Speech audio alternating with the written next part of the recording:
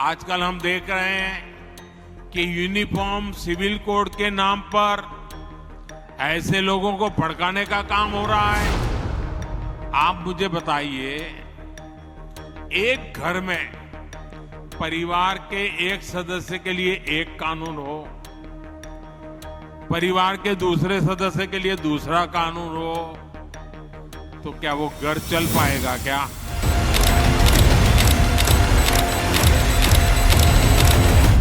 दशकों चली लंबी बहस के बाद 27 जनवरी 2024 को उत्तराखंड समान नागरिक संहिता यानी यूसीसी लागू करने वाला देश का पहला राज्य बन गया। यूसीसी में धर्म जाति से परे हर किसी के लिए शादी, तलाक, विरासत, लिव इन रिलेशनशिप और उत्तराधिकार पर समान कानून लागू करने की बात कही गई है।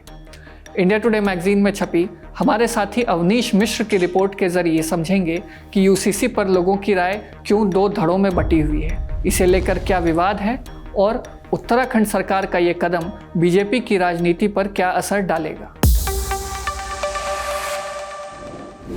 नमस्ते, मेरा नाम मयंक है और आप देख रहे हैं इंडिया टुडे हिंदी। सबसे पहले ग्राफिक्स के जरिए समझते हैं कि आखिर यूसीसी में है क्या। शादी के 6 महीने के अंदर ही इसका रजिस्ट्रेशन करवाना ज़रूरी है। बहुविवाह यानी एक से ज़्यादा शादी और बाल विवाह पर प्रतिबंध लगाया गया है। महिलाओं के लिए शादी की मिनिमम एज 18 साल और पुरुषों के लिए 21 साल है। सभी समुदायों के लिए तलाक का आधार समान होगा। 3 तलाक, इद्दत और हलाला जैसी प्रथाओं को अपराध घोषित किया गया है। लिव इन रिलेशनशिप का रजिस्ट्रेशन करवाना ज़रूरी है, मगर क्यों? सरकार के मुताबिक ऐसा करने से लिव इन रिश्ते को कानूनी मान्यता मिलेगी और साथ ही पार्टनर और बच्चों को मेंटेनेंस और विरासत का अधिकार मिलेगा। बेटे और बेटियों को संपत्ति में बराबरी का अधिकार मिलेगा। लिव इन रिलेशनशिप, सरोगेसी से जन्मे और गोद लिए बच्चों को जायज़ उत्तराधिकारी माना जाएगा। ये कानून राज्य के हर नागरिक पर लागू होगा, चाहे वो उत्तराखंड में रह रहे हों या नहीं। हालांकि अनुसूचित जनजाति के लोगों को इससे छूट दी गई है।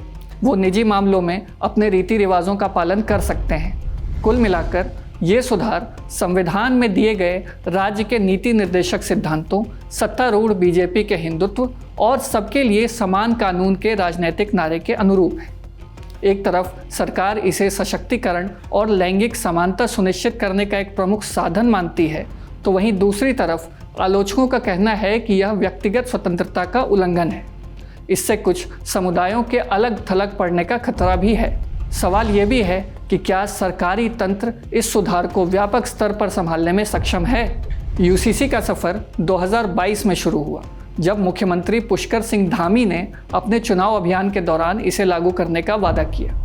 आखिरकार फरवरी 2024 में उत्तराखंड यूसीसी अधिनियम पारित हो गया। समान नागरिक संहिता उत्तराखंड 2024 विधेयक को पारित करने की मैं अनुज्ञा चाहता हूँ। जो माननीय सदस्य इसके पक्ष में हो कृपया हाँ कहें। जो माननीय सदस्य इसके विरोध में हो कृपया नहीं कहें। हाँ की संख्या अधिक है, अतः विधेयक पारित हुआ। राज्य सरकार ने सुव्यवस्थित ढंग से विवाह, तलाक और विरासत के पंजीकरण के लिए एक ऑनलाइन पोर्टल पेश किया है। दूर दराज के इलाकों और गांव में रहने वालों के लिए इन सेवाओं को उनके दरवाजे तक पहुंचाने की जिम्मेदारी कॉमन सर्विस सेंटर एजेंट और ग्राम पंचायत विकास अधिकारियों को सौंपी गई है। हालांकि लिव इन रिलेशनशिप का रजिस्ट्रेशन अनिवार्य होने से लोग उतने खुश नज़र नहीं आ रहे हैं।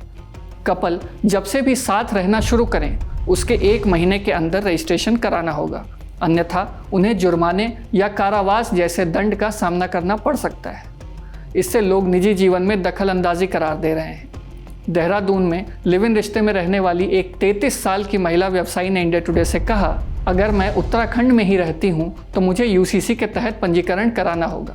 वो इस तरह हमारे बेडरूम में नहीं घुस सकते। हालांकि प्रदेश के गृह सचिव शैलेश बगौली का कहना है, इसमें महिला अधिकारों की रक्षा में कानूनी भूमिका पर जोर दिया गया है। कई बार ऐसे रिश्तों में अप्रिय घटनाएं सामने आती हैं। ये कानून महिलाओं की सुरक्षा सुनिश्चित करेगा। बहरहाल कुछ विवादों के बीच नागरिकों की तरफ से इस बदलाव को खुले दिल से अपनाने की बातें भी सामने आ रही हैं। धामी खुद नए पोर्टल पर अपनी शादी का पंजीकरण कराने वाले पहले व्यक्ति थे। उसके बाद 42 साल की निकिता नेगी रावत और 26 साल की अंजलि वर्मा जैसे निवासियों ने भी पंजीकरण करवाया। राज्य में ही आयकर अधिकारी रावत का कहना है कि सामान्य तौर पर रजिस्ट्रेशन प्रक्रिया जटिल होती है, लेकिन सरकार द्वारा लॉन्च किए गए पोर्टल पर शादी का रजिस्ट्रेशन आसान है। उत्तराखंड में यूसीसी लागू किया जाना भाजपा के लिए सभी समीकरण ध्यान में रखकर उठाया गया जोखिम और एक रणनीतिक प्रयोग दोनों है। साथ ही राष्ट्रीय स्तर पर पार्टी की महत्वाकांक्षा के लिहाज से एक बड़ा एक्सपेरिमेंट भी है। यही वजह है कि जिस दिन नया कानून लागू हुआ उसी दिन उपराष्ट्रपति जगदीप धनखड़ ने कहा कि ये देश भर में अपनाए जाने की राह प्रशस्त करेगा। वहीं हरियाणा के मुख्यमंत्री नायब सिंह सैनी ने उनके सुर में सुर मिलाते हुए इसे उचित समय पर अपने राज्य में पेश करने का इरादा जताया। इससे एक हफ्ते पहले करीब 1 दर्जन खाप पंचायतों के प्रतिनिधियों ने उनसे मुलाकात की थी और लिव इन रिश्तों और समान गोत्र विवाह पर प्रतिबंध लगाने का आग्रह किया था, जो राज्य के रूढ़िवादी इलाकों में रहने वालों को खासे नापसंद है। उत्तराखंड के मुस्लिम संगठनों ने यूसीसी के खिलाफ हाईकोर्ट का दरवाज़ा खटखटाने की बात कही है, जबकि कांग्रेस ने नए कानून को एक राजनीतिक चाल बताया। इन प्रतिक्रियाओं से साफ है कि पूरे भारत में यूसीसी लागू करने की राह आसान नहीं होने वाली है। यूसीसी के लागू होने और इसके प्रावधानों को लेकर आपकी क्या राय है, हमें कमेंट बॉक्स में ज़रूर बताएं। वीडियो में इतना ही, शुक्रिया। इसी तरह की तसल्ली से भरी हुई एक्सक्लूसिव रिपोर्ट्स देखने के लिए सब्सक्राइब करें इंडिया टुडे हिंदी का यूट्यूब चैनल और बेल आइकन जरूर प्रेस करें ताकि वीडियो अपलोड होते ही आपको खबर हो जाए।